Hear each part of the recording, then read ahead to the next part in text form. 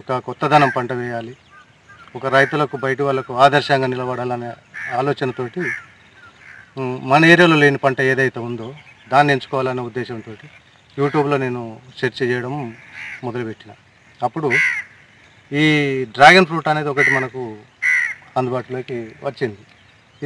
ఈ పండు గురించి నేను బాగా ఏంది అసలు దీంట్లో ఉన్నటువంటిది ఏంది, ఈ పండు కొత్తదనంగా ఉంది, ఇది ఎక్కడి నుండి వచ్చింది, ఏడ పంట పండిస్తుందని తెలుసుకుంటే విదేశాలలో అటువంటి పంట ఇది ఎక్కువ. అక్కడి నుండి ఈ మధ్య కాలంలోనే ఒక 4-5 సంవత్సరాల క్రితం నుండి మన ఇండియాలోకి వచ్చింది.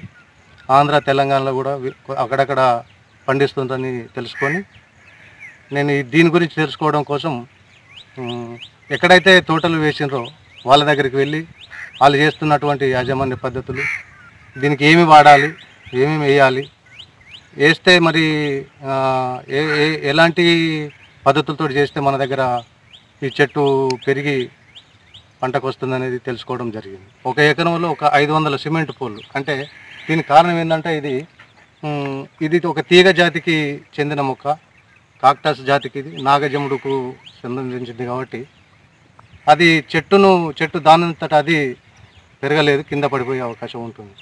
కాబట్టి దీనికి పద్ధతి ఏంటంటే ఒక ఎకరంలో ఒక 500 పోళ్ళు వేసుకొని 500 పోళ్ళు పాతిన ఒక్కొక్క పోలుకు 4 మొక్కలు పెట్టడం జరిగింది.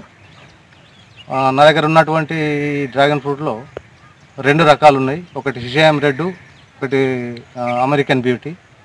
అమెరికన్ బ్యూటీ మొక్క వచ్చేసి 40 రూపాయలు పడ్డది. సియామ్ రెడ్ అనేది 70 రూపాయలు పడ్డది. 2000 మొక్కలు కొనుగోలు చేసి నేను నాటడం జరిగింది పోయిన ఆగస్టులో. ఇప్పుడు నాకు పెరిగి పెద్దగా అయి మంచి పూత దశ కూడా వచ్చింది. దీనికి పెట్టుబడి వచ్చేసి ఒక 300 రూపాయలు ఒక్కొక్క పోలుకు పడుతుంది, 70 రూపాయలు ఒక మొక్కకు పడుతుంది.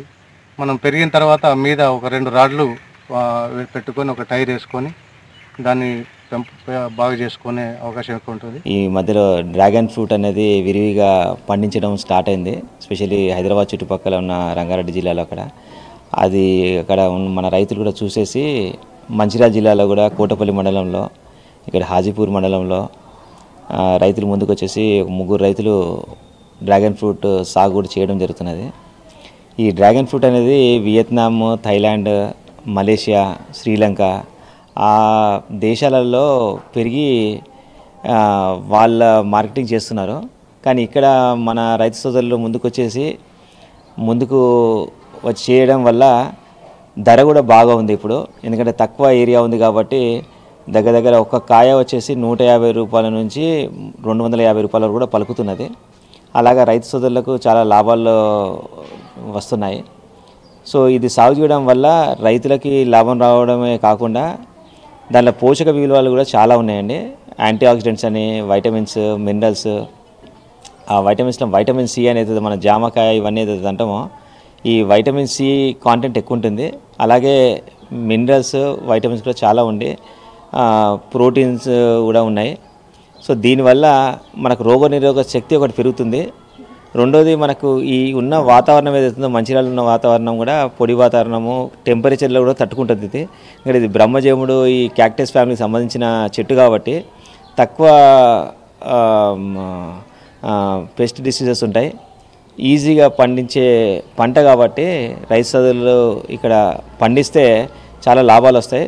కాకపోతే దానికి ఉన్న ఆ తీగలాగా పారుతుంది కాబట్టి దానికి ఒక సిమెంట్ పిల్లర్ వేసుకొని ఒక రింగ్ వేసుకొని దాన్ని కొంచెం చేసుకుంటారు. దానివల్ల కనీసం ఇప్పుడు పండించే రైతులు అందరూ కూడా ఒక 2 లక్షల నుంచి 3 లక్షల రూపాయలకు ఆదాయం ఎకరానికి పండిస్తున్నారు.